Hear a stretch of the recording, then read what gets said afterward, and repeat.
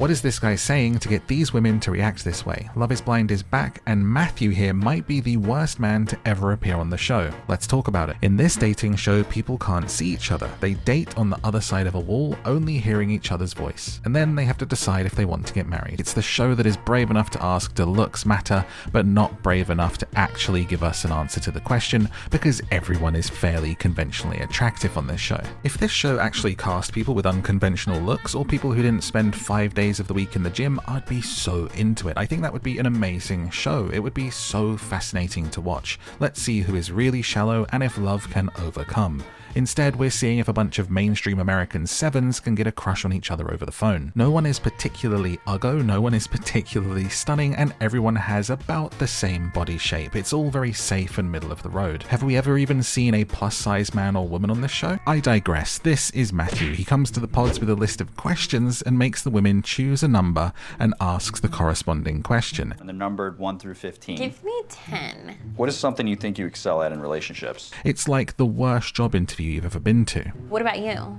You know, I was just gonna ask the questions. I wasn't really anticipating getting the same one back. Oh my God. Number 4, please. This one's been requested a couple times. We try to be something different. How's everything going today? I don't know. We'll keep that close to the vest. Not to mention, sometimes he asks his question and leaves whilst you're in the middle of answering, like he's had enough already. I think this one, it smells of creative editing and production getting involved here, because if he actually did this is insane. Are you there? But it's not only in the pods where his behavior is kind of weird. He seems to have zero camaraderie with his fellow men, and he doesn't even know how to say thank you. Mathew, your book is here, sir. You're welcome. It's the fact he doesn't even flinch here when he's confronted with a "you're welcome," where most people would say, "Oh my God, I'm so sorry, I was off in my head, I was a bit distracted there, thank you very much." Just walks away. Psycho behavior. Again, these shows are heavily edited to portray people in a certain way, but they can't edit in conversations where people are saying, this guy never talks, what's going on in his head, and getting weird vibes from him. But part of the way through that first episode, you might start to think, maybe he's neurodivergent and he just is misunderstood. Maybe he needs help opening up. Maybe he's cripplingly avoidant. And here's where it gets interesting, because he meets a lovely woman by the name of AD and starts to open up. He's kind of like a pistachio. He's got like a hard shell, and if you can like crack it, you get like something like really nice on the inside. Something about you, Mathew. He's saying all the right things. He seems to really be trusting her and letting her see a side of him that literally no one else sees. Think maybe I can win you over, or maybe somebody else? Is that something you want to do, win me over? I'm gonna try. The other girls are absolutely aghast when AD says that she's having a nice time with Mathew. You like Matt? He was like a hard rock, and then like I started talking to him and he like opened up. Oh my God. And then he's like, I would love to talk to you again.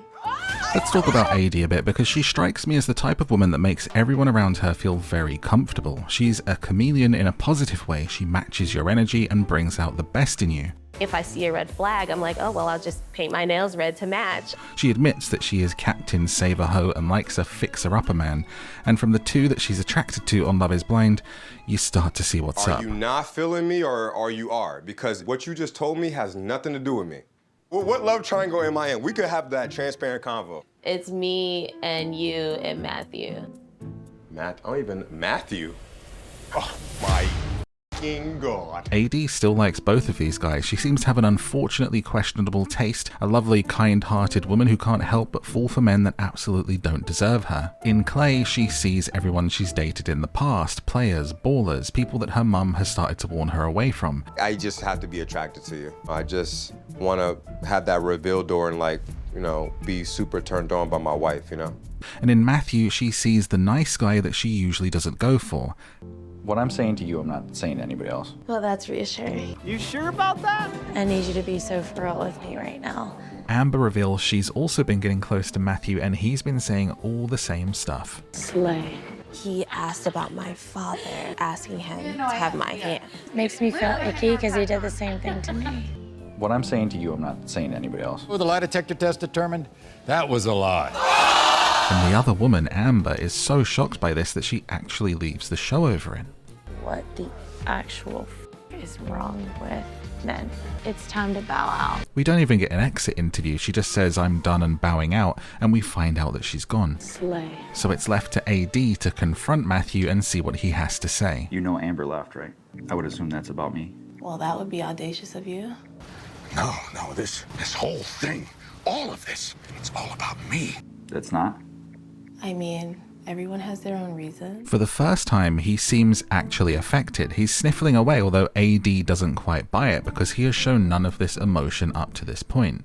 You're sniffling. Are you like sick or are you crying? This is when it starts to break down for Mathew, and it feels like the mask slips and we're seeing the real him. He starts to show his concern with how America is perceiving him. I think I now got the entire country of America on my side. America's gonna be watching. Okay, Mathew. He assumes it's all about him. I would assume that's about me. He even turns it on AD slightly, saying, "I don't like how you sound today." Just don't like the way that you sound today. And even his own bowing out on this one is woe is me and about himself. It's not fair to you that I can't commit to the plan that you want, so I'm done. And if what he was saying to AD was true, then why is this the first thing he says? I'm gonna go get Amber. It's at this point that we start to think maybe this guy is a narcissist.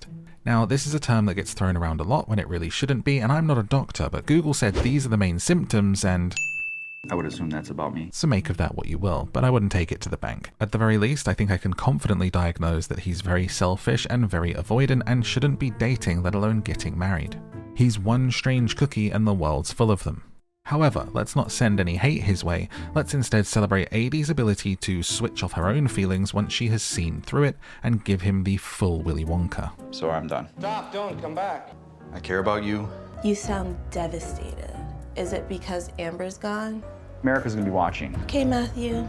Well, I'm gonna head out. I love how unbothered she is by this, even though of course it hurts. No one wants to get used, played, or rejected. So where is Mathew now, and did this all really happen? Since the show has aired, he's taken to Instagram to briefly defend himself, and a co-star even came to his defense too. He said, "A key element of my story that was never disclosed is that I live an alcohol-free lifestyle and I did the experiment sober. It was a key factor in why I had so much difficulty connecting with women in the beginning.